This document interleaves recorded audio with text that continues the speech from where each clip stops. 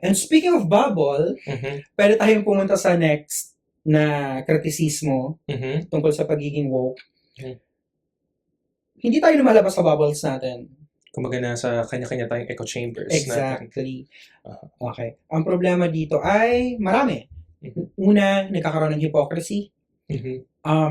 Kapag tayo lang yun na may narinig ako dati nung kasagsagan nung pangangampanya natin para kay Leni Robredo, may isang kritisismo na ang sinabi ay naglolokohan kayo dyan sa loob, lumabas kayo, alam mo yan. Mhm. At sa paglabas natin, kailangan din natin i-adjust yung tono, tone, the message, para mas makaabot ka agad sa mga taong literal na gusto nating i-uplift from Yeah. laylayan. So, kung paano yung tono natin sa loob ng bubble natin or ng echo chambers natin, hindi dapat ganun kapag lalabas ka na doon at mangungumbinsi ka ng ibang mga tao na iboto nyo si Lenny kasi siya naman talaga dapat yung iboto nyo. Alam mo yun? Mhm. So, hindi mo sila pwedeng sabihin na ang bobo mo, Mhm. ang ina nyong lahat. Alam mo yun, yung magre-release ka ng ganung Yeah. pagod na hindi naman nila deserve. Parang nag-trespass ka Yeah. sa isang komunidad na hindi naman nila deserve masabihan ng mga ganung bagay. Kumbaga tingin mo papakinggan ka ng mga taong to. Correct.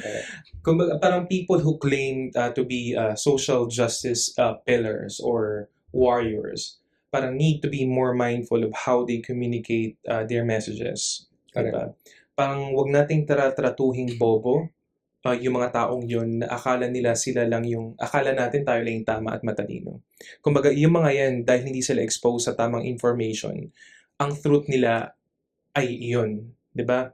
So, kailangan nating turuan yung mga hindi exposed sa societal issues in a manner na ma-absorb nila ng maayos yung mensahe.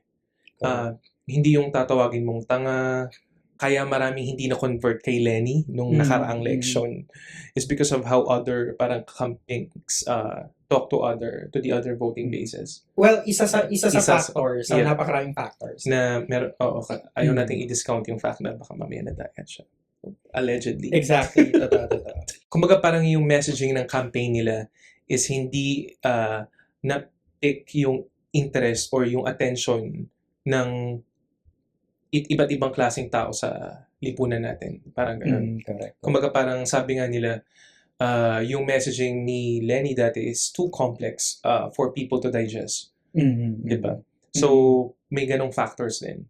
And hindi rin natin ma-discount yung fact na marami talagang mga botante noong mga panahong yun na hindi na matitinag na ay, Marcos Duterte na talaga kami. Kahit ano pa sabihin nyo. So, yun. Kaya kailangan natin i-qualify na isa siya sa factors. Isa siya sa mga yung factors. Messaging na hindi nahagip or hindi na naging effective sa iba. Parang ganun. Yeah. Agree. So, yeah. Kaya pagdating sa echo chambers, importante talaga sa akin yung walk the talk. Kasi dito tayo magkakasubukan. Hanggang Twitter lang ba tayo? Hanggang social media lang ba tayo? Kapag may audience lang ba tayo na kaparehas nyo rin ang pinaglalaban, saka lang tayo matapang. Alam mo yun.